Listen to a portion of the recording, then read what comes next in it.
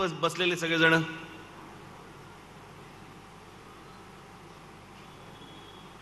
तुम्ही स्वतः एकत्र राहणं गरजेचं आहे, तुम्ही स्वतः एकत्र विचार करणं गरजेचं आहे आणि एकत्र विचार करून एकमुखाने त्यांच्या समोर बोलणं गरजेचं आहे, तर तुमच्या हाताला काहीतरी गोष्टी लागतील.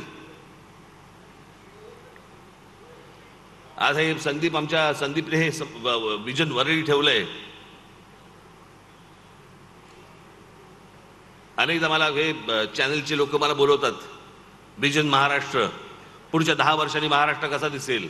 10 वर्षाचा विचार नसतो करायचा.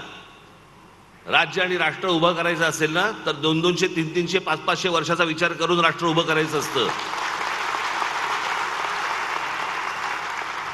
पुढच्या 10 वर्षात काय होणार आहे? 10 वर्षात काही होत नसतं. 10 वर्षामध्ये अजून वाट लागलेली असते, याच्या पलीकडे काय होत नसतं. जर आपल्याला विचार करायचा असेल, आज मुंबईसारखं शहर अनेक लोकांनी साधारणपणे 30-40 वर्षापूर्वीची मुंबई पाहिली असेल, अनेक लोकांनी स्वतःच्या डोळ्यांनी पाहिली असेल, आज तिकडे आहेत. बाबा काहीतरी एक त्याला कॅरेक्टर होतं. एक बाबा ती लाल बस दिसली की ही मुंबई, काळी पिवळी टॅक्सी दिसली की ही मुंबई.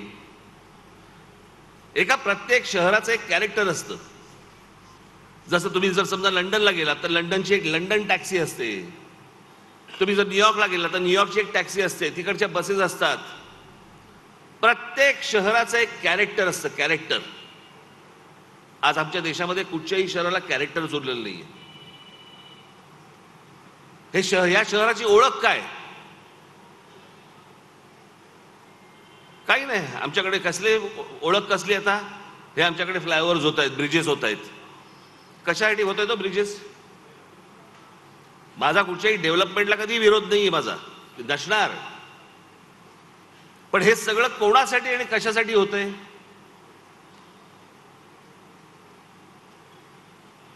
हे आता आग लावायला बसलेलेच आहे तिकडे, कारण मूळ विषय समजून घ्यायचाच नाही आमच्याकडे.